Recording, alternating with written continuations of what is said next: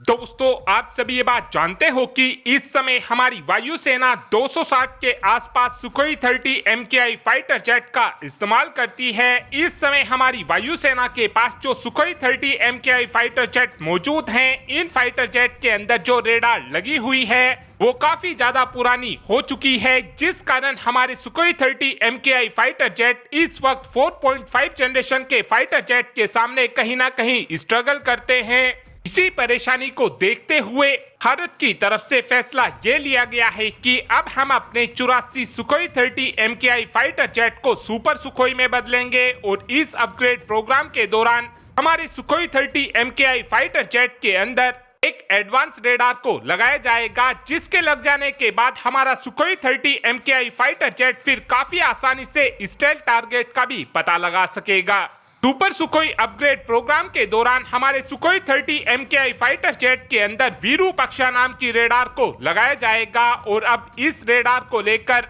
दावा ये किया जा रहा है कि विरूपाक्षा रेडार की मदद से हमारा सुखोई 30 MKI फाइटर जेट दुश्मन देश के 4.5 जनरेशन के फाइटर जेट का तो पता लगा ही सकेगा। साथ में इस रेडार के सुपर सुखोई में लग जाने के बाद हमारा सुपर सुखोई फाइटर जेट फिर काफी आसानी से स्टेल्थ टारगेट का भी पता लगा सकेगा। इस रेडार की मदद से हम 1 स्क्वायर मीटर RCS वाले टारगेट को हम 600 किलोमीटर पहले ही ट्रैक कर सकेंगे और ये रेंज कितनी ज्यादा होने वाली है आप केवल इसी बात से अंदाजा लगा सकते हैं कि इतनी रेंज में हम अवाक्स की मदद से ही टारगेट का पता लगा सकते हैं। विरूपाक्षा रेडार की मदद से हम दुश्मन देश के स्टेल्थ टारगेट को 200 किलोमीटर पहले ही ट्रैक कर सकेंगे। इस रेडार की मदद से हम दुश्मन देश के उन फाइटर जेट को भी ट्रैक कर सकेंगे जो 0.01 स्क्वायर मीटर RCS के साथ आते हैं। अगर ये क्लेम पूरी तरीके से सही साबित हो जाता है तो उस कंडीशन में हमको ये चीज देखने को मिलेगी कि हमारा सुपर सुखोई फाइटर जेट किसी मॉन्स्टर फाइटर जेट से कम बिल्कुल भी नहीं होगा।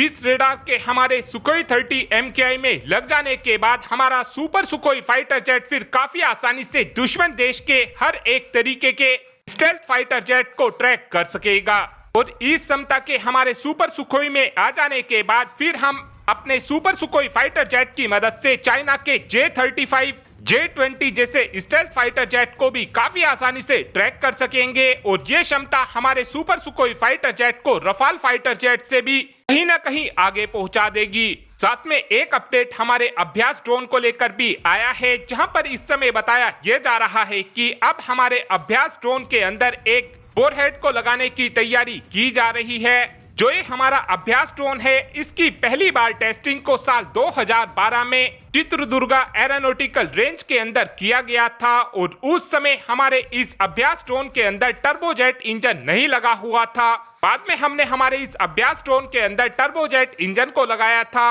अभ्यास ड्रोन की कुछ खासियतों की बात की जाए तो इस ड्रोन का वजन केवल 75 किलोग्राम है। ये ड्रोन 0.5 मैक की रफ्तार से यानी कि 648 किलोमीटर प्रति घंटा की रफ्तार से उड़ान भर सकता है। रेंज इस ड्रोन की 400 किलोमीटर है। एंड्योरेंस इस ड्रोन का 45 मिनट के आसपास है। इस ड्रोन के अंदर हम रेडार और इंफ्रारेड इनहेंसमेंट को भी लगा सकते हैं, जिस कारण ये ड्रोन बिल्कुल रेडार में ऐसे दिखाई देता है जैसे कोई फाइटर जेट हो। और इसी टेक्निक का इस्तेमाल करते हुए हमने पाकिस्तान को ऑपरेशन सिंदूर के दौरान भी पागल बनाया था। इस ड्रोन को लेकर अब बताया यह जा रहा है कि जल्द ही L&T की तरफ से इस अभ्यास ड्रोन का मास प्रोडक्शन करना शुरू कर दिया जाएगा और L&T की तरफ से हर साल 300 के आसपास अभ्यास ड्रोन को बनाकर तैयार किया जाएगा। और जो इस समय हमारी तीनों ही सेनाओं को इमरजेंसी बेसिस पर हथियार खरीदने के लिए फंड मिला है, उस फंड का इस्तेमाल करते हुए अब हमारी सेनाओं की तरफ से भारी संख्या में अभ्यास ड्रोन को खरीदकर अपने बेड़े में शामिल किया जाएगा।